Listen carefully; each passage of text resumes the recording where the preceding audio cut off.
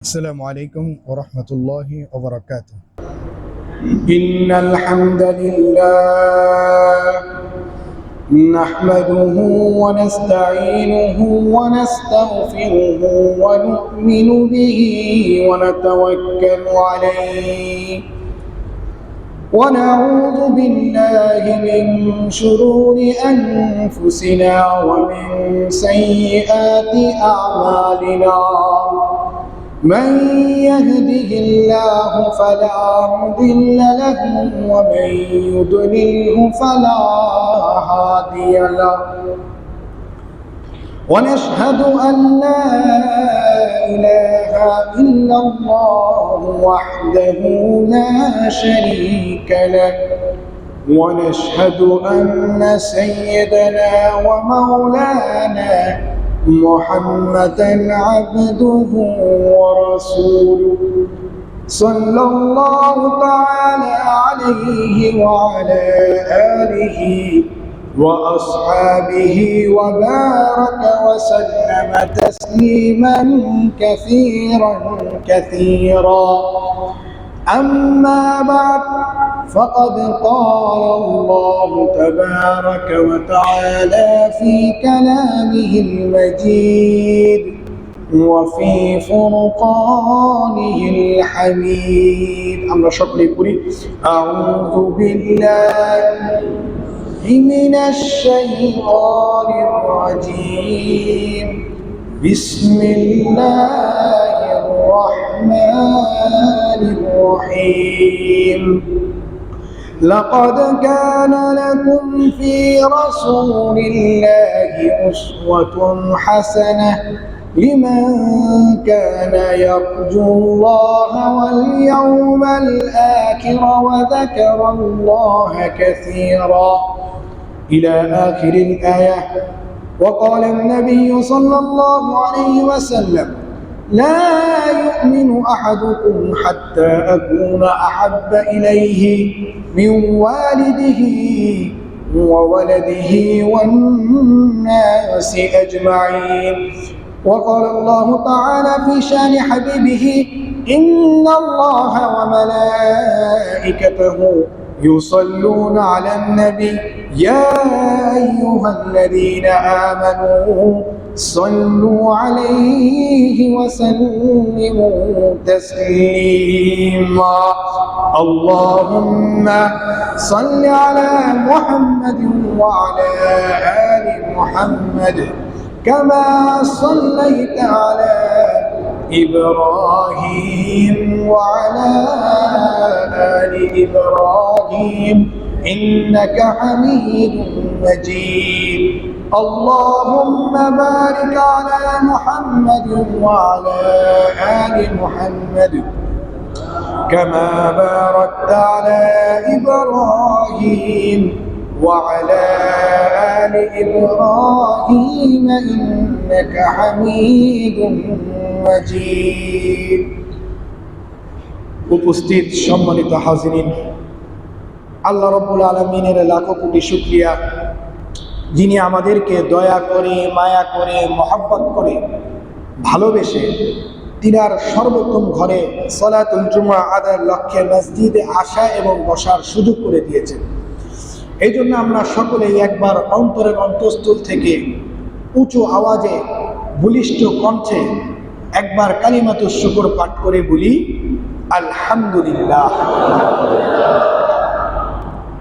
সম্মানিত হাজিরিন, আমি ইতিমধ্যে পবিত্র কোরআনে কারীমের একখানা আয়াত তেলাওয়াত করেছিলাম, যেটি সূরা আহজাবের 21 নম্বর আয়াত এবং পারাও 21, হেফজুল কোরআনের 19 নম্বর পৃষ্ঠা, এবং পাশাপাশি সর্বকালের সর্বশ্রেষ্ঠ মহামানব মহাদর্শ জনাবে মুহাম্মদুর রাসূলুল্লাহ সাল্লাল্লাহু আলাইহি ওয়াসাল্লামের অসংখ্য অগণিত হাদিস সমূহ হইতে একখানা হাদিস তেলাওয়াত করেছিলাম। রব্বে করিম যদি তৌফিক দান করেন, কোরআনে কারীমের এই আয়াতকে এবং বিশ্বনবী মুহাম্মদুর রাসূলুল্লাহ সাল্লাল্লাহু আলাইহি ওয়াসাল্লামের এই হাদিসকে পাথেয় করে, সামগ্রী করে, আসবাব করে কিছু আলোচনা করার চেষ্টা করব। ওয়া মা তাওফীকি ইল্লা বিল্লাহ। যা কিছুই বলি সর্বপ্রথম যেন আল্লাহ রাব্বুল আলামিন আমাকে এবং আপনাদের উভয়কেই যেন আমল করার সুযোগ করে দেন। এই জন্য আমরা সকলে উঁচু আওয়াজে বলি আমিন। সুবহানাকা লা ইলমা লানা ইল্লা মা 'আল্লামতানা ইন্নাকা আনতাল আলিমুল হাকীম। আমরা সকলেই অবগত রয়েছি হযরত সাইয়্যিদুনা হযরত ইব্রাহিম আলাইহিস সালাতু ওয়াস সালামের সম্পর্কে কিছু তাফসীরি কিছু আলোচনা চলছে, আরো কিছু রয়েছে এবং এই তাফসীরি আলোচনা শেষ হয়ে যাবে। তারপরে আমরা রবিউল আউয়াল মাস যেহেতু শুরু হয়ে গেছে, আজকে রবিউল আউয়ালের 3 তারিখ, এই রবিউল আউয়াল মাসেরও গুরুত্ব অন্যরকম অন্যান্য মাসের তুলনায়। কেননা এই রবিউল আউয়াল মাসেই বিশ্বনবী জনাবে মুহাম্মদুর রাসূলুল্লাহ সাল্লাল্লাহু আলাইহি ওয়াসাল্লামের শুভ আগমন হয়েছে এবং এই রবিউল আউয়াল মাসেই তিনি ইন্তেকাল করেছেন। এক হিসাবে আনন্দেরও, আরেক হিসাবে আবার কষ্টের, ব্যথা বেদনা। আল্লাহর রাসূল সাল্লাল্লাহু আলাইহি ওয়াসাল্লাম রবিউল আউয়ালের কয় তারিখে জন্মগ্রহণ করেছে এটা কেউ সঠিকভাবে বলতে পারবে না, এবং আল্লাহর রাসূল সাল্লাল্লাহু আলাইহি ওয়াসাল্লাম কয় তারিখে মৃত্যুবরণ করেছে এটাও কেউ সঠিকভাবে বলতে পারবে না। এটা আমার কথা না, এটি মুফতি রশিদ আহমদ গাঙ্গুহি রহমাতুল্লাহি আলাইহির একটা কিতাবের মধ্যে আমি অধ্যয়ন করেছি। কেন জানে না জন্ম তারিখ কিংবা মৃত্যু দিবস কেন জানা হয় নাই, বা সাহাবায়ে কেরাম জেনেছে কিন্তু ভুলে গিয়েছে, কেন ভুলে গিয়েছে এটি আল্লাহ রব্বুল আলামিনই ভালো জানে, এটার মধ্যে অনেক হিকমত রয়েছে। তো যাই হোক, সামনের শুক্রবারে আরো এক জুমা থাকবে 12 রবিউল আউয়ালের আগে। আল্লাহ পাক যদি তৌফিক দান করেন, সেই জুমার মধ্যে রবিউল আউয়াল মাসে কি কি করণীয় আর কি কি বর্জনীয় এবং মিলাদুন নবী সম্পর্কে কিছু আলোকপাত করা হবে, যার মাধ্যমে আমার আপনার উভয়ের রুহের খাদ্য হবে, খোরাক হবে, আল্লাহ পাক যদি তৌফিক দান করেন। গত জুমার শেষের দিক দিয়ে আমি একটি আয়াত তেলাওয়াত করেছিলাম ইব্রাহিম আলাইহিস সালাতু ওয়াস সালামের সম্পর্কে। পরীক্ষা কিন্তু 3টা নেওয়া হয়েছে, কিন্তু বিভিন্ন কিতাবের মধ্যে 7টা পরীক্ষা 8টা পরীক্ষা, মূল পরীক্ষাগুলো 3টাই, আর বাকি অন্যান্য যে সমস্ত পরীক্ষা রয়েছে সেই অন্যান্য পরীক্ষাগুলো স্বাভাবিক, কিন্তু মূল পরীক্ষাগুলো 3টাই হয়েছে। হযরত ইব্রাহিম আলাইহিস সালাতু ওয়াস সালামকে আয়াতটা যে পড়েছিলাম গত জুমার শেষের দিক দিয়ে, সূরা বাকারার 127, 28, 29 নম্বর আয়াত, 129 নম্বর আয়াতটাই আমি তেলাওয়াত করি, কেননা এই আয়াতের মাধ্যমে ইব্রাহিম আলাইহিস সালাতু ওয়াস সালাম দোয়া করতেছিলেন, হে আল্লাহ, শেষ নবী জনাবে মুহাম্মদুর রাসূলুল্লাহ সাল্লাল্লাহু আলাইহি ওয়াসাল্লামকে যে আপনি দুনিয়াতে পাঠাবেন, সেই নবী মুহাম্মদুর রাসূলুল্লাহ সাল্লাল্লাহু আলাইহি ওয়াসাল্লাম যেন আমার বংশ থেকে আসে। আল্লাহ তাআলা এই দোয়াটাকে কবুল করেছে। কি দোয়া করেছে? সূরা বাকারার 129 নম্বর আয়াত, এক পারা হিফজুল কোরআনের 19 নম্বর পৃষ্ঠা। রব্বানা ওয়াবআথ ফীহিম রাসূলাম মিনহুম ইয়াতলু আলাইহিম আয়াতিকা ওয়া ইউআল্লিমুহুমুল কিতাবা ওয়াল হিকমাতা ওয়া ইউযাক্কিহিম ইন্নাকা আনতাল আজিজুল হাকীম। হে আমার পালনকর্তা, রব্বানা ওয়াবাস, আপনি পাঠান, আপনি প্রেরণ করুন, ফীহিম, তাদের মাঝে, রাসূলাম মিনহুম, তাদেরই মধ্য হইতে এমন একজন রাসূল, সেই রাসূল কি করবে? ইয়াতলু আলাইহিম আয়াতিক, জাতিদেরকে আপনার আয়াতগুলো, আপনার কোরআনে কারীমের তেলাওয়াত করে শোনাবে। সুবহানাল্লাহ। ইয়াতলু আলাইহিম আয়াতিক, আর কি করবে? ওয়া ইউআল্লিমুহুমুল কিতাবা ওয়াল হিকমা, তাদেরকে কোরআনই শিক্ষা দিবে, কোরআন এবং হিকমার শিক্ষা দিবে। ওয়া ইউআল্লিমুহুমুল কিতাবা ওয়াল হিকমা ওয়া ইউযাক্কিহিম, এবং তাদেরকে পবিত্র করবে। ইন্নাকা আনতাল আজিজুল হাকীম, নিশ্চয়ই আপনি পরাক্রমশালী, হিকমতওয়ালা। ইব্রাহিম আলাইহিস সালাতু ওয়াস সালাম যেই সমস্ত পরীক্ষাগুলো আল্লাহ রাব্বুল আলামিন ইব্রাহিম আলাইহিস সালাতু ওয়াস সালামকে নিয়েছিলেন, সেগুলো স্মরণ রাখার জন্য আমার আপনার জন্য শিক্ষা রয়েছে এগুলোর মধ্যে। গোল্ড মেডেল স্বরূপ মুহাম্মদুর রাসূলুল্লাহ সাল্লাল্লাহু আলাইহি ওয়াসাল্লামকে দিয়েছেন।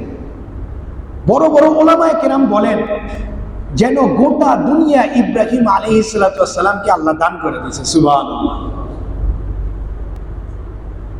এর চেয়ে চাওয়া পাওয়া আর কি আছে আল্লাহর কাছে? গোটা দুনিয়া যেন আল্লাহ তাআলা দিয়ে দিছে ইব্রাহিম আলাইহিস সালাম। কিভাবে? বড় বড় উলামায়ে কেরাম বলেন, ইব্রাহিম আলাইহিস সালামের দুইজন সন্তান, ইসমাইল আলাইহিস সালাম এবং ইসহাক আলাইহিস সালাম। ইসহাক আলাইহিস সালামের সন্তানকে হযরত ইয়াকুব আলাইহিস সালাম। হযরত ইয়াকুব আলাইহিস সালামের সন্তান হযরত ইউসুফ আলাইহিস সালাম। বনি ইসরাইল আমরা নাম শুনছি, বনি ইসরাইল মানে ইয়াকুব আলাইহিস সালামের আরেকটা নাম হলো ইসরাইল। ইসহাক আলাইহিস সালামের ছেলে ইয়াকুব আলাইহিস সালামের আরেকটা নাম ইসরাইল। এই জন্য ইয়াকুব আলাইহিস সালামের সন্তানদেরকে বলা হয় বনি ইসরাইল। এখন আমরা বুঝতে পারছি বনি ইসরাইল ইয়াকুব আলাইহিস সালামের সন্তানাদিদেরকে বলা হয়। হযরত ইউসুফ আলাইহিস সালামের পরে ইসহাক এবং ইয়াকুব আলাইহিস সালাম, অর্থাৎ ইয়াকুব আলাইহিস সালামের বংশে আল্লাহ রাব্বুল আলামিন আরো 18,000 পয়গম্বর আলাইহিস সালামকে দিয়েছেন। সুবহানাল্লাহ। ইয়াকুব আলাইহিস সালামের বংশে আরো 18,000 পয়গম্বর দান করেছেন আল্লাহ। তাহলে এক ছেলের বংশে 18,000 পয়গম্বর আল্লাহ দান করছেন। সারা দুনিয়াতে ইব্রাহিম আলাইহিস সালামের ঘরে আল্লাহ ঢুকেছে। এখন আসেন আরেক ছেলে ইসমাইল আলাইহিস সালাম। ইসমাইল আলাইহিস সালামের বংশে কোনো নবী আসে নাই, শুধু একজন আসছে, যিনি কে? মুহাম্মদুর রাসূলুল্লাহ সাল্লাল্লাহু আলাইহি ওয়াসাল্লাম। তিনি হইলেন সকল নবীদের সর্দার। সুবহানাল্লাহ। আনুমানিক প্রায় 44 পুরুষে গিয়ে হযরত মুহাম্মদুর রাসূলুল্লাহ সাল্লাল্লাহু আলাইহি ওয়াসাল্লাম ইসমাইল আলাইহিস সালামের দাদা, অর্থাৎ ইসমাইল আলাইহিস সালাম দাদা হইল মুহাম্মদুর রাসূলুল্লাহ সাল্লাল্লাহু আলাইহি ওয়াসাল্লামের। দাদাকে ইসমাইল আলাইহিস সালাম 44 পুরুষে গিয়ে, তাহলে এক ছেলের বংশে 18,000 পয়গম্বর দান করেছেন। আর আরেক ছেলের বংশে এমন একজন নবীকে পাঠাইছেন যিনি সমস্ত নবীদের সর্দার। তাহলে তো দেখা গেছে ইব্রাহিম আলাইহিস সালামের 2 সন্তানের বংশেই সমস্ত পয়গম্বরের নেতা এবং সমস্ত পয়গম্বর ঢাইলা দিছে আল্লাহ রাব্বুল আলামিন। সুবহানাল্লাহ। এর চাইতে বড় চাওয়া পাওয়া আর কি হতে পারে? তো যাই হোক, সম্মানিত হাজিরিন, যেহেতু আল্লাহর রাসূল সাল্লাল্লাহু আলাইহি ওয়াসাল্লামের কথা নিয়ে আলোচনা এসেছে এবং রবিউল আউয়াল মাসও চলছে, আমি কিছু সিরাত নিয়েও কিছু আলোচনা করার ইচ্ছা পোষণ করেছি। আল্লাহ পাক তৌফিক দান করলেন, সিরাত নিয়েও কিছু মোটামুটি আলোচনা করা হবে ধারাবাহিকভাবে। একটা জিনিস আমাদের স্মরণ রাখতে হবে, তাফসীরের অনেকগুলো প্রকার রয়েছে। তাফসীরের প্রথম শ্রেণী তাফসীরুল কোরআন বিল কোরআন। কোরআনের তাফসীর কোরআনের দ্বারা করা। দ্বিতীয় যে শ্রেণী রয়েছে তাফসীরুল কোরআন বিল হাদিস। কোরআনের তাফসীর হাদিস দ্বারা করা। এখন এই হাদিসটা সহিহ হইবে না হাসান হইবে না দাঈফ হইবে, এটা নিয়ে বিভিন্ন আলোচনা রয়েছে। এই বিষয়ে গেলে আপনারা কিছুই বুঝবেন না, তো ওই বিষয়ে আমি আর যাব না। আমি সংক্ষিপ্তভাবে এটাই বলবো, প্রথম যে তাফসীরের যে শর্ত সেটা কি তাফসীরুল কোরআন বিল কোরআন শ্রেণী, আর দ্বিতীয় শ্রেণী তাফসীরুল কোরআন বিল হাদিস। সূরা বাকারার 129 নম্বর আয়াতে যে আল্লাহ রাব্বুল আলামিন বলতেছেন রব্বানা ওয়াবা'আথ ফীহিম রাসূলাম মিন, যে আল্লাহর রাসূল আসবে। নবী রাসূলগণ দুনিয়াতে আগমনের উদ্দেশ্য কি? একটা প্রশ্ন হয়। বা আল্লাহ তাআলা তো কিতাব পাঠায় দিলেই যথেষ্ট হয়ে যেত। কিতাবে দেখে দেখে সাহাবায়ে কেরামরা তো আরবি ছিলেন, তিনারা তো আরবি বুঝতেন, কোরআনে কারীম তো আরবিতেই আসছে, তাহলে মায়ের ভাষা আরবি, তাহলে আরবি বুঝে বুঝেই তো সব আল্লাহর হুকুম আহকাম পালন করতে পারতেন। নবী রাসূলের প্রয়োজনটা কি? এমন একটা প্রশ্ন আসতে পারে। এই প্রশ্নের জবাব আল্লাহ রাব্বুল আলামিন কোরআনে কারীমের আরেক আয়াতে বলতেছে, যেটা আমি খুতবার শুরুতে বলেছিলাম। সূরা আহজাবের 21 নম্বর আয়াত, 21 পারা হিফজুল কোরআনের 19 নম্বর পৃষ্ঠায় আমার আল্লাহ বলতেছেন নবী রাসূলদের যে প্রয়োজনীয়তা কি, এই প্রয়োজনীয়তার ব্যাপারে বলছেন। লাকাদ কানা লাকুম ফি রাসূলিল্লাহি উসওয়াতুন হাসানাহ লিমান কানা ইয়ারজুল্লাহা ওয়াল ইয়াওমাল আখিরা ওয়া যাকারাল্লাহা কাসীরা। আল্লাহ, লাকাদ কানা লাকুম ফি রাসূলিল্লাহি উসওয়াতুন হাসানাহ, নিশ্চয়ই তোমাদের জন্য রয়েছে আল্লাহর রাসূলের মাঝে উত্তম আদর্শ ওই ব্যক্তির জন্য যে আল্লাহ এবং পরকালের আশা রাখে এবং আল্লাহকে বেশি বেশি স্মরণ করে। এখন যে প্রশ্ন হইল, কিতাবের পাশাপাশি আমাদের মডেলের জরুরত রয়েছে, আদর্শ জরুরত রয়েছে। কিভাবে এটা? আল্লাহর রাসূলকে যে এই দুনিয়ার বুকে পাঠাইছে, সমস্ত নবীদেরকে পাঠাইছে মডেল স্বরূপ। এটা মানুষের চাহিদা, এটা মানুষের স্বভাব, এটা মানুষের আবেগ অনুভূতি। কোন মানুষই চাই দুনিয়াবি শিক্ষা হোক অথবা আখিরাতের শিক্ষা হোক, শুধু কিতাব অধ্যয়নের মাধ্যমে, কিতাব পড়ার মাধ্যমে পরিপূর্ণ ওই শিক্ষা অর্জন করতে পারবে না কোশ্চিনকালেও। দুনিয়াবি বিষয় হোক অথবা আখিরাতের বিষয় হোক, সেই যদি কোনো একটা অধ্যয়ন করতে চায়, কোনো একটা শিক্ষায় শিক্ষিত হতে চায়, অবশ্যই তার নমুনা লাগবে, তার আদর্শ লাগবে, একজন বিজ্ঞ লোকের আদর্শ লাগবে। যে যে বিষয়ের পাণ্ডিত্য অর্জন করছে ওই ব্যক্তির আদর্শ লাগবে, ওই ব্যক্তিকে উস্তাদ বানাতে হবে, তাহলেই সে ওই বিষয়ের পরিপূর্ণ জ্ঞান অর্জন করতে পারবে, এছাড়া সে পারবে না। এটাই আল্লাহ রাব্বুল আলামিন তার বান্দাদেরকে এটাই বুঝাতে চেয়েছে। নবী রাসূলগণের আগমন কি? এটাই। মাওলানা আশরাফ আলী থানভী রহমতুল্লাহি আলাইহির একটা ঘটনা মনে পড়ে গেল। এক বুড়ির বাসায় হঠাৎ এক বাজ পাখি পড়ে গিয়েছে। রাজদরবার থেকে হয়তোবা উড়ে বুড়ির বাসায় এসেছে। সেই বুড়ি বাজ পাখিটাকে ধরেছে। বাজ পাখিকে ধরে বুড়ি বলতে লাগলো, দেখেন, শুধু যদি উস্তাদ ব্যতীত নিজে নিজে যদি পড়া হয়ে থাকে তাহলে যে সে পথভ্রষ্ট হবে, এবং ওই নিজে নিজে পড়ে যদি দাওয়াতি কাজ শুরু করে দেয় সে যে গুমরাহী হবে, এতে যে কোনো সন্দেহ নাই। এই বিষয়টা পরিষ্কার করার জন্য এই ঘটনা এনেছে মাওলানা আশরাফ আলী রহমাতুল্লাহ আলাইহি। আল্লাহ।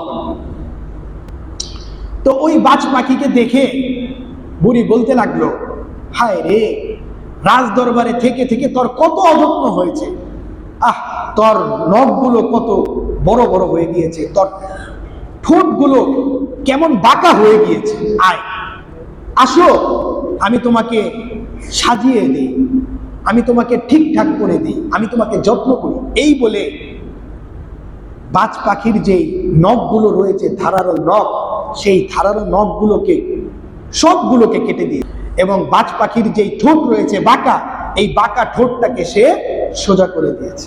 সে তো উপকার করলো, কিন্তু উপকার করছে না ক্ষতি করলো? অবশ্যই সে ক্ষতি করছে। কিভাবে? সে দেখাইলো আমি উপকার করছি, কিন্তু উপকারের বদলে সে অপকার করলো।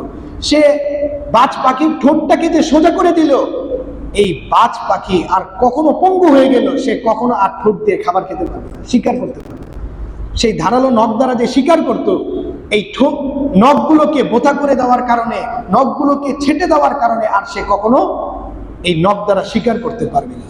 তো সম্মানিত হাজিরিন, এই ঘটনার দ্বারা আমার আপনার কি শিক্ষা রয়েছে? এই শিক্ষাই রয়েছে, দুনিয়াবী বিষয় হোক আখিরাতের বিষয় হোক, যে কোনো বিষয় হোক না কেন, কোনো একটা বিষয়ের পাণ্ডিত্য অর্জন করতে হইলে তার উস্তাদের, অভিজ্ঞ উস্তাদের প্রয়োজন হবে। উস্তাদ ব্যতীত সে ওই বিষয়ে কখনো পরিপূর্ণ জ্ঞান অর্জন করতে পারবে না, বরঞ্চ সে পথভ্রষ্ট হয়ে যাবে। এই উদ্দেশ্যেই নবী রাসূলের আগমন। যেমন দেখেন, বাজারে তো ডাক্তারি অনেক বই রয়েছে, ডাক্তারি অনেক গ্রন্থ রয়েছে। কেউ যদি এটা ধারণা করে, কেউ যদি এটা মনে করে, বাজারে তো অনেক ডাক্তারি বই, ডাক্তারি বইদের মধ্যে একটা প্রসিদ্ধ ডাক্তারি গ্রন্থ রয়েছে ডেভিডসন, যেটি 9 খণ্ডের 9 ভলিউমের ডেভিডসন। এমন কোনো ডাক্তার নাই যেটাকে অধ্যয়ন করে। এখন যদি কেউ যদি ডেভিডসন 9 খণ্ডের বই এনে যদি পুরোপুরি প্রথম থেকে শেষ পর্যন্ত মোতালা করে যদি দোকান দেয়, তাহলে তার গোরস্থান আবাদ করা ব্যতীত আর কোনো সফলতাই হবে না। তো এখন যদি একজন মেধাবী ব্যক্তি বলে বাজারে তো ডাক্তারি অনেক বই রয়েছে, আমি সব বই আনার পরে গবেষণা করি, স্টাডি করার পরে আমি রুগীর সেবা করি, তাহলে তো গোরস্থান আবাদ করা ব্যতীত আর সে কোনো কৃতিত্বই প্রদর্শন করতে পারবে না। বুঝে থাকলে এখন এই জিনিসটা আমার বলতে হবে। শুধু বাজার থেকে কিতাব এনে বই এনে নিজে নিজে পড়ার মাধ্যমে গোরস্থান আবাদ করবে, শুধু তাই না, এমনকি আন্তর্জাতিক আইন, ইন্টারন্যাশনাল আইন কি রয়েছে, এমনকি কোনো যদি এমবিবিএস ডাক্তার যদি কোনো ডিগ্রি অর্জন করে, এই ডিগ্রি অর্জন করার পরে তার চিকিৎসা সেবার অনুমতি থাকে না, বরঞ্চ ইন্টার্নি কমপ্লিট না করা পর্যন্ত সে ঠিক মতো চিকিৎসা সেবা করার তার অনুমতি থাকে না। ইন্টার্নি মানে কি? অর্থাৎ 1 বছর সে মেডিকেলের মধ্যে থেকে একজন অভিজ্ঞ ডাক্তারের শরণাপন্ন হয়ে তার সবকিছু শিখা, সব দেখিয়ে দেওয়া, এইগুলি অর্জন করার পরে সে ডাক্তার, যথার্থ ডাক্তার হিসেবে। কেন এটা? কেননা এই যাবৎ সে গ্রন্থে বর্ণিত সবকিছুই রোগ কিভাবে দূর করতে হয়, এই রোগ কি, ওই রোগ কি, এগুলো সে কিতাবের মধ্যে পড়েছে, বইয়ের মধ্যে পড়েছে, কিন্তু এই রোগের বাস্তব রূপ সে দেখে নাই। যখনই সে এই কিতাবের মধ্যে, বইয়ের মধ্যে বর্ণিত রোগগুলোকে একজন রোগীর মধ্যে বাস্তবে দেখবে, একটা ক্যান্সার হইল, ক্যান্সারের তো আলামত রয়েছে, এখন বইয়ের মধ্যে দেখে সে যদি স্টাডি করে যদি দেখে যে এই ক্যান্সারের আলামতগুলো এই ডাক্তার ইন্টার্নি কমপ্লিট করার পর, তাহলে সে যথার্থ ডাক্তার হিসেবে স্বীকৃত, চিকিৎসাবিদ্যা অর্জন করেছে। এতে আমাদের এই কথাই প্রমাণিত হয়, শুধু বই পুস্তক যথেষ্ট না, এটা মানুষের স্বভাব, এটা মানুষের একটা অনুভূতি। কোনো একজন বিজ্ঞ ব্যক্তির আন্ডারে থেকে, কোনো একজন বিজ্ঞ ব্যক্তির তত্ত্বাবধানে থেকেই সে ওই শাস্ত্রের পাণ্ডিত্য অর্জন করতে পারে, চাই দুনিয়াবী বিষয় হয়ে থাকুক অথবা চাই আখিরাতের বিষয় হয়ে থাকুক, এছাড়া অন্য কোনো রাস্তা নেই। এই সিলসিলায় আল্লাহ রাব্বুল আলামিন পয়গম্বরদেরকে পাঠায় দিয়েছেন। এই কারণেই আল্লাহ রাব্বুল আলামিন যুগে যুগে পয়গম্বরদেরকে পাঠিয়েছেন। যেমন অন্য আয়াতের মধ্যে রয়েছে ওয়ালি কুল্লি কওমিন হাদ, প্রত্যেক সম্প্রদায়ের জন্য পথ প্রদর্শক রয়েছে, প্রত্যেক সম্প্রদায়ের জন্য পথ প্রদর্শক রয়েছে। নবী রাসূলদের আগমন এই শুধু কিতাবের মাধ্যমে, শুধু আল্লাহ কিতাব দিয়ে দিল, এই কিতাবের মাধ্যমে অধ্যয়ন করলো, এই অধ্যয়নের মাধ্যমে যথাযথ ইলম সে শিখতে পারবে না। এই জন্য নবী রাসূলদের পাঠানোর উদ্দেশ্য, এই নবী রাসূলগণ কিতাবে বর্ণিত যে সমস্ত বিধি আছে, বিধি বিধানগুলো রয়েছে, আদেশ নিষেধগুলো রয়েছে, এইগুলো কাগজে কলমে দেখায় দেওয়া এবং বাস্তবে দেখায় দেওয়া। বুঝে থাকলে কোরআনে কারীমের সূরা আহজাবের যে 21 নম্বর আয়াতটা আমি তেলাওয়াত করেছি, আল্লাহ রাব্বুল আলামিন বলতেছেন আল্লাহর রাসূলকে কেন পাঠাইছে, এই উদ্দেশ্যেই পাঠাইছে। কোরআনে কারীমে আল্লাহ তাআলা বলতেছেন আমি তোমাদের কাছে এই কোরআনে কারীম পাঠায় দিছি। কোরআনে কারীম তো পাঠাইছেন, যেমন হুদাল লিল মুত্তাকিন, সূরা বাকারার শুরুর দিক দিয়ে রয়েছে হুদাল লিল মুত্তাকিন, এই কোরআনটা মুত্তাকিনদের জন্য হেদায়েত। তাফসীরে জালালাইনের আরবি তাফসীর আস-সাইরিনা ইলা তাকওয়া বিইনতিসারিল আওয়ামির ওয়া ইজতিনাবিন নাওয়াহি লিইত্তিকাইহিম বিযালিকা, সেখানে আমি যাব। এই কোরআনটা হেদায়েত, মুত্তাকিনদের জন্য হেদায়েত। শুধু এই কোরআনটা পাঠিয়ে দিলে যথেষ্ট না, এই আয়াতের ব্যাখ্যা সূরা আহজাবের 21 নম্বর আয়াতে আল্লাহ রাব্বুল আলামিন বলতেছেন, এবং পাশাপাশি বিশ্ব নবীকে পাঠিয়ে দিতেছি, কেননা তোমরা শুধু এই কোরআন অনুযায়ী আমলের মাধ্যমে নাজাত পাইতে পারবা না এবং পরিপূর্ণ ইলম হাসিল করতে পারবা না, রাসূলকে পাঠিয়ে দিতেছি, রাসূলের উত্তম আদর্শ অনুসরণের মাধ্যমেই পবিত্র কোরআনে কারীমের শিক্ষায় শিক্ষিত হতে পারবে, এছাড়া পারবে না। এখন তো রাসূল নেই, সরাসরি রাসূলের অনুসরণ করা সম্ভব না। সাহাবায়ে কেরাম আছে, সাহাবায়ে কেরামও নেই, সাহাবায়ে কেরামদের অনুসরণ করাও সম্ভব না। এখন হক্কানি উলামায়ে কেরাম রয়েছে, ইন্নাল উলামা ওয়ারাসাতুল আম্বিয়া, উলামায়ে কেরাম আম্বিয়া কেরামদের ওয়ারিস। হক্কানি উলামায়ে কেরামের অনুসরণের মাধ্যমে আমি আল্লাহর রাসূলকে সন্তুষ্ট করতে পারবো এবং কোরআন অনুযায়ী নিজেদের জীবন পদ্ধতি অবলম্বন করতে পারবো। এটাই আমাদের সর্বোত্তম রাস্তা এবং পথ, এছাড়া অন্য কোনো রাস্তা নেই। এই হলো নবী রাসূলের আগমন। সূরা মাইদার 15 নম্বর আয়াতে আরো বলতেছেন আল্লাহ রাব্বুল আলামিন। একটা আয়াত অনেক সময় দেখা যায় আল্লাহ রাব্বুল আলামিন একটা কথা বারবার কোরআনে কারীমের বিভিন্ন জায়গায় বলতেছেন। যেমন কুল্লু নাফসিন যায়িকাতুল মাউত, প্রত্যেক নফস মৃত্যুর স্বাদ আস্বাদন করবে। এই কথাটা একবার বললে আল্লাহ তাআলা বান্দাদের যথেষ্ট হয়ে যেত, কিন্তু আমরা হলো মন ভোলা, আমরা ভুলে যাই।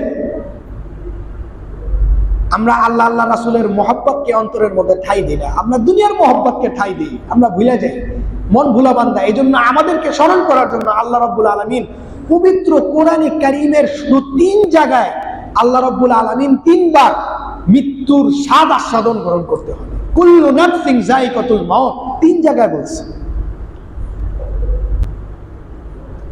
हर नफ्स को मौत का जायका चखना है, মৃত্যুর স্বাদ আস্বাদন গ্রহণ করতে। তো এই জন্য কোরআনে কারীমে আল্লাহ রাব্বুল আলামিন গুরুত্বপূর্ণ বিষয়গুলোকে বারবার বলতেছে তাকিদের জন্য, তাকিদের জন্য। এই আয়াতের ব্যাখ্যা আবার আরেক আয়াতে সূরা মাইদার 15 নম্বর আয়াত কি বলেন? قد جاءكم من الله نور وكتاب مبين। قد جاءكم من الله, নবী রাসূলের আগমনের যেই উদ্দেশ্য, কি কারণে পাঠাইছে, এটা আমরা অন্তরের মধ্যে প্রবেশ করায় দিব। অনেক সময় নাস্তিক মুরতাদরাও প্রশ্ন করে, আমরা যেন এই জবাবটা দিতে পারি। قد جاءكم من الله نور وكتاب مبين, আল্লাহ বলতেছেন قد جاءكم, নিশ্চয়ই তোমাদের নিকটে এসেছে মিনাল্লাহি, আল্লাহর পক্ষ হইতে নূর। এই নূর দ্বারা মুহাম্মাদুর রাসূলুল্লাহ সাল্লাল্লাহু আলাইহি ওয়াসাল্লাম বুঝাইছে। এবং কি আসছে?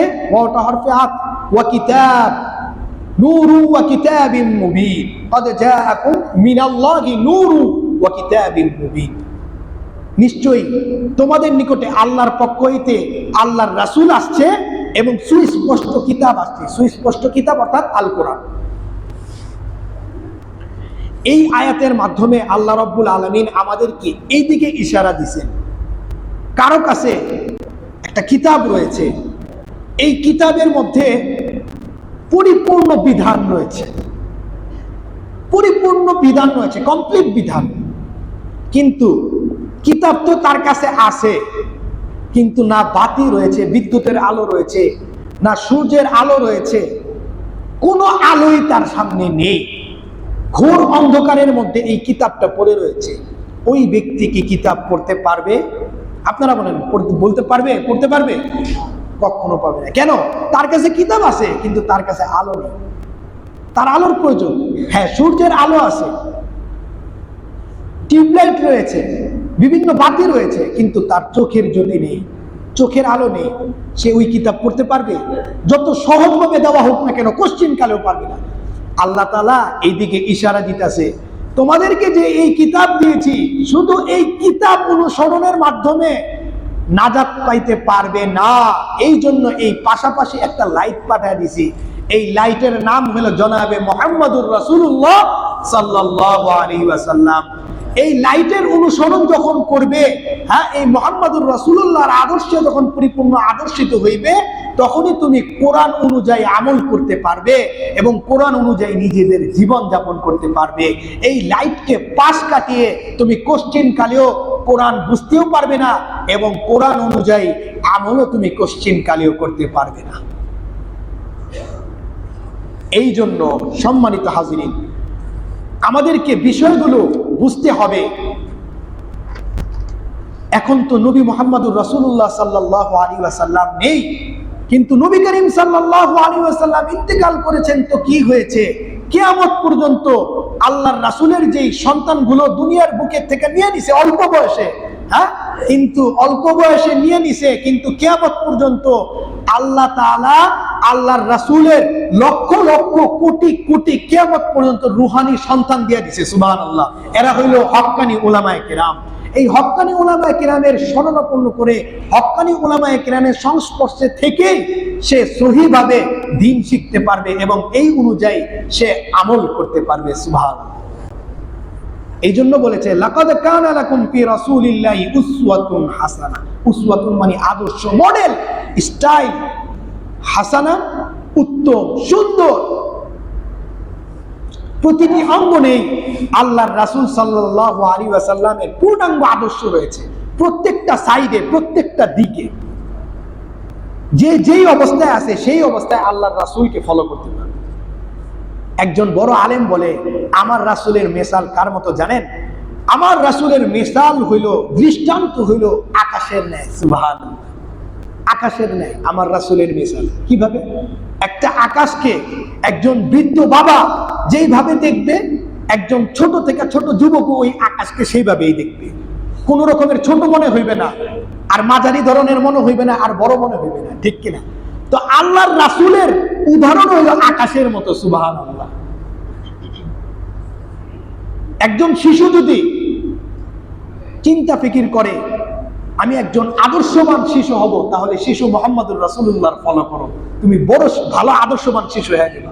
একজন যুবক যদি মনে করে আমি একজন ভালো যুবক হব, তাহলে যুবক মুহাম্মদুর রাসূলুল্লাহ সাল্লাল্লাহু আলাইহি ওয়াসাল্লামের অনুসরণ করো, তুমি সফল হয়ে যাবে। একজন বৃদ্ধ বাবা যদি বলে আমি একজন ভালো বৃদ্ধ হব, হ্যাঁ, তাহলে বৃদ্ধ রাসূল সাল্লাল্লাহু আলাইহি ওয়াসাল্লামের অনুসরণ করো, তুমি কামিয়াব হয়ে যাবে। সুবহানাল্লাহ। আপনি যদি কোনো কন্যার পিতা হয়ে থাকেন, আপনি যদি কোনো কন্যার পিতা হয়ে থাকেন, তাহলে হযরত ফাতেমা রাদিয়াল্লাহু তাআলা আনহার পিতা মুহাম্মদুর রাসূলুল্লাহর অনুসরণ করেন। সুবহানাল্লাহ। আপনি যদি আদর্শবান স্বামী হতে চান, তাহলে স্বামী মুহাম্মদুর রাসূলুল্লাহ, খাদিজা রাদিয়াল্লাহু তাআলা আনহা এবং আম্মা জান আয়েশা সিদ্দিকা রাদিয়াল্লাহু তাআলা আনহা, আরো তো অনেক বিবি রয়েছে, ওই সমস্ত বিবিদের স্বামী মুহাম্মদুর রাসূলুল্লাহর অনুসরণ করেন, আদর্শবান স্বামী হয়ে যাবেন। সুবহানাল্লাহ।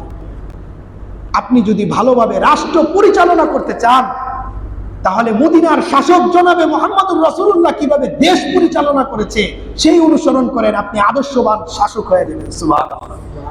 আপনি যদি ভালো মজুরি হতে চান, তাহলে আপনি দিনমজুর হতে চান, ভালো শ্রমিক হতে চান, তাহলে মক্কার পার্বত্য অঞ্চলের রাখাল জনাবে মুহাম্মদুর রাসূলুল্লাহর অনুসরণ করেন, আপনি একজন ভালো শ্রমিক হয়ে যাবেন। সুবহানাল্লাহ। আপনি যদি একজন আদর্শবান ব্যবসায়ী হতে চান, তাহলে মুহাম্মদুর রাসূলুল্লাহ সাল্লাল্লাহু আলাইহি ওয়াসাল্লাম অনুসরণ করেন, শামের মধ্যে তিনি কিভাবে ব্যবসা করেছেন। সুবহানাল্লাহ। আপনি ভালো ব্যবসায়ী হয়ে যাবেন। প্রতিটি অঙ্গনে, এক কথা, প্রতিটি অঙ্গনে আল্লাহর রাসূল সাল্লাল্লাহু আলাইহি ওয়াসাল্লাম কৃষি খামার করেছেন, আল্লাহর রাসূল সাল্লাল্লাহু আলাইহি ওয়াসাল্লাম মজদুরি করেছেন, হ্যাঁ, শ্রমের বিনিময়ে কাজ করেছেন, কোদালও চালিয়েছেন। সুবহানাল্লাহ। আল্লাহর রাসূল সাল্লাল্লাহু আলাইহি ওয়াসাল্লাম ব্যবসা করেছেন, আল্লাহর রাসূল সাল্লাল্লাহু আলাইহি ওয়াসাল্লাম দেশ চালাইছেন, আল্লাহর রাসূল সাল্লাল্লাহু আলাইহি ওয়াসাল্লাম এক কথায় সবকিছু করেছেন। প্রত্যেকটা মুহূর্তে, প্রতিটা সাইডে, প্রতিটা অঙ্গনেই আল্লাহর রাসূল সাল্লাল্লাহু আলাইহি ওয়াসাল্লামের কমপ্লিট আদর্শ রয়েছে, পরিপূর্ণ আদর্শ রয়েছে। সুবহানাল্লাহ। কেউ বলতে পারবে না এই কথা যে এই সাইডের মধ্যে আল্লাহ রাসূলের আদর্শ নেই। সব জায়গায় আল্লাহর পূর্ণাঙ্গ আদর্শ রয়েছে। তাহলে আল্লাহর রাসূলের আদর্শ, আল্লাহর রাসূলকে আল্লাহ রাব্বুল আলামিন দুনিয়ার বুকে কেন পাঠাইছেন? উদ্দেশ্য এই, আমরা যেন আল্লাহর রাসূলের আদর্শে অনুসরণ করে কোরআনে কারীম অনুযায়ী নিজেদের জীবন যাপন অতিবাহিত করে দুনিয়া এবং আখিরাতে যেন সফলতা অর্জন করতে পারি। এই উদ্দেশ্যে আল্লাহ রাব্বুল আলামিন আল্লাহর রাসূলকে পাঠাইছেন। আল্লাহর রাসূলকে এই উদ্দেশ্যে পাঠায় নাই যে আমরা আল্লাহর রাসূল সাল্লাল্লাহু আলাইহি ওয়াসাল্লামের জন্ম দিবস পালন করব, মৃত্যু দিবস পালন করব, এই উদ্দেশ্যে আল্লাহর রাসূলকে আল্লাহ তাআলা পাঠান নাই। বরঞ্চ আল্লাহ তাআলা আল্লাহর রাসূলকে পাঠাইছেন আমরা আল্লাহর রাসূলের উদ্দেশ্যে, আল্লাহর রাসূলের অনুসরণ করে নিজেদের জীবন যাপনকে ঠিকঠাক করা এবং দুনিয়া এবং আখিরাতে উভয় জগতে যেন কামিয়াব হইতে পারি, এই উদ্দেশ্যেই যুগে যুগে নবী রাসূলদেরকে আল্লাহ তাআলা পাঠাইছেন। এই উদ্দেশ্য। আল্লাহর রাসূলকে পাঠানোর উদ্দেশ্য কি? আল্লাহর রাসূলকে যে পাঠাইছেন এবং আল্লাহর রাসূলের হাতে গড়া, হাতে বানানো, তিনার প্রাণপ্রিয় সাহাবায়ে কেরামদের পবিত্র কাফেলা যেইভাবে আনুগত্য প্রদর্শন করছে, আল্লাহর রাসূলের যেইভাবে অনুসরণ করছে, আমরাও যেন সেই সাহাবায়ে কেরামদের মতো অনুসরণ করতে পারি আল্লাহর রাসূলের, এবং অনুসরণ করে উভয় জগতেই যেন কামিয়াব হতে পারি। সুবহানাল্লাহ। আশেকে রাসূল, আমরা তো শুধু খালি মুখে বলি আল্লাহর রাসূলকে ভালোবাসি, এই ভালোবাসা আসল ভালোবাসা না।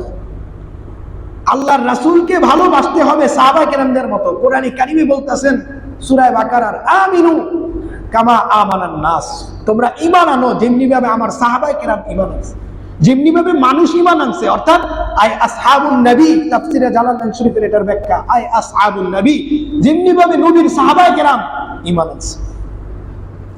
আল্লাহর রাসূল সাল্লাল্লাহু আলাইহি ওয়াসাল্লামের সাহাবায়ে কেরামদের ইশকে রাসূলের যে ঘটনা, এই ঘটনা বলতে গেলে কিয়ামত আইসা পড়ব, ঘটনা শেষ হবে। দুই একটা ঘটনা আমি ইনশাআল্লাহ বলে আমি আমার আলোচনা শেষ করি। একটা ঘটনা শুধু খালি বলবো, ইশক ও মহব্বত কাকে বলা হয়, আশেকে রাসূল সাহাবায়ে কেরাম কেমন অনুসরণ করছে আল্লাহর রাসূলের, সুবহানাল্লাহ। কিয়ামত পর্যন্ত এই দৃষ্টান্ত কেউ দিতে পারবে না।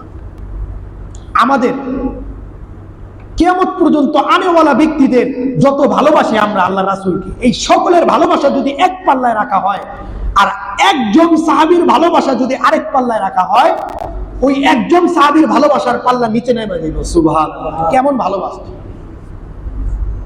দেখেন, এই সাহাবায়ে কেরাম এইভাবেই সাহাবিয়াতের সার্টিফিকেট নাই, অনেক কষ্টের মাধ্যমে, অনেক চেষ্টার মাধ্যমে এই রকম এত বড় একটা দৌলত অর্জন করেছেন। এইভাবে তারা সাহাবী হয় নাই, অনেক নিরলস চেষ্টা করেছেন।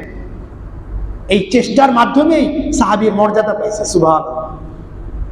দেখেন, হযরত আব্দুল্লাহ ইবনে মাসউদ রাদিয়াল্লাহু তাআলা আনহুর একটা ঘটনা কেমন অনুসরণ করছেন।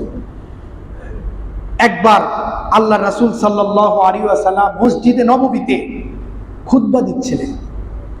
মসজিদের পাশে কিছু লোক দাঁড়ায় ছিল। আল্লাহর রাসূল সাল্লাল্লাহু আলাইহি ওয়াসাল্লাম তাদেরকে লক্ষ্য করে বললেন, তোমরা বসে পড়ো।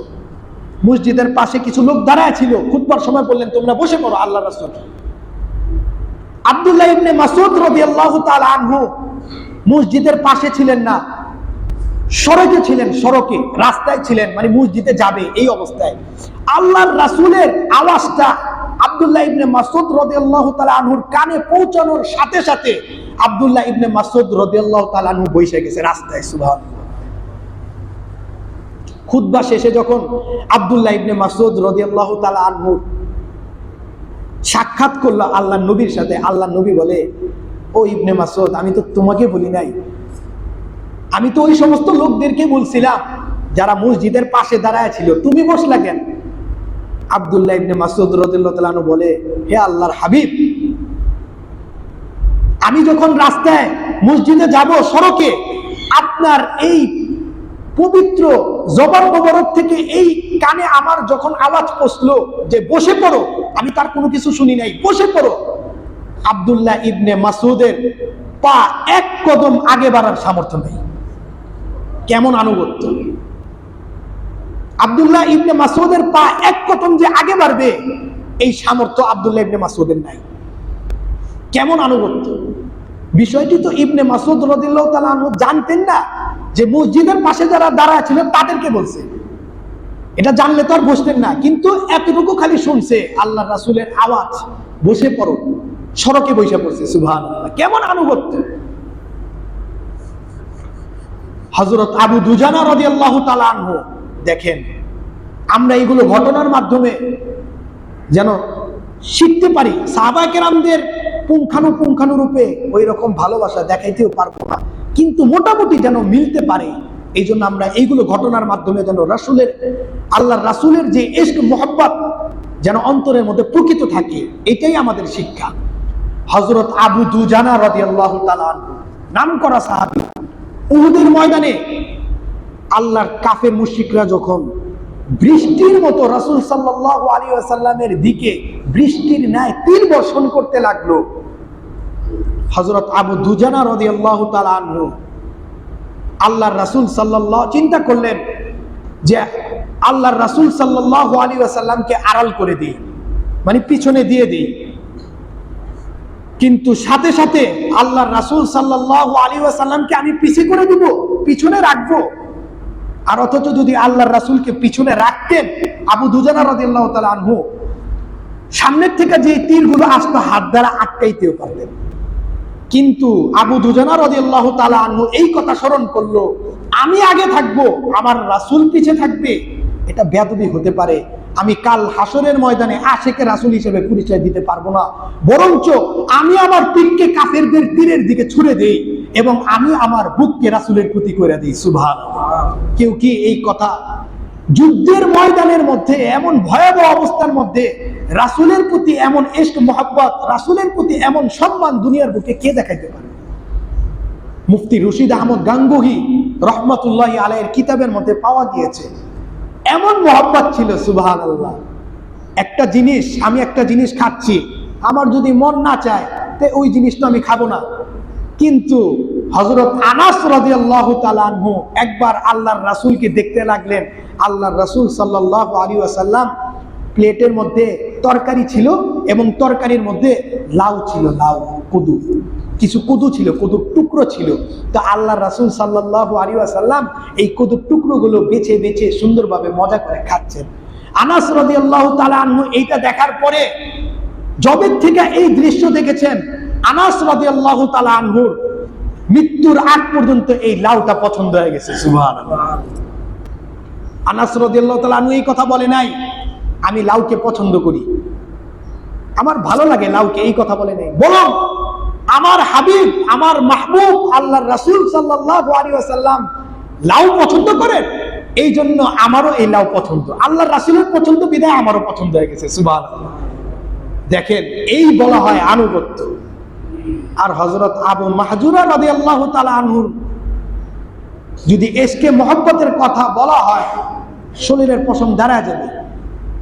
তো ইব্রাহিম আলাইহিস সালামের আলোচনা করার চেষ্টা করেছিলাম, কিন্তু ঘটনা আরেক জায়গায় চলে গেছে। তো যাই হোক, আল্লাহ পাক যদি তৌফিক দান করেন, সামনের জুমার মধ্যে মিলাদুন নবী নিয়ে এবং কিছু সিরাতি কিছু আলোচনা হবে এবং আল্লাহর রাসূলের সাহাবায়ে কেরাম রিজওয়ানুল্লাহি তাআলা আলাইহিম আজমাইন কেমন আশিকে রাসূল ছিলেন, এগুলো আলোচনা করা হবে। এবং এইগুলো শুনে শুনে, শুধু শ্রবণ না, সামিয়ানা ওয়া আতানা, এইগুলো শুনে শুনে নিজেদের জীবনকে সুন্দরভাবে পরিচালিত করা, এটাই আমাদের মূল উদ্দেশ্য। আমরা যদি এটাই করতে পারি তাহলে আমরা সফল হব, শুধু আখিরাতে না, দুনিয়াতেও সফল হব, আখিরাতেও সফল হব।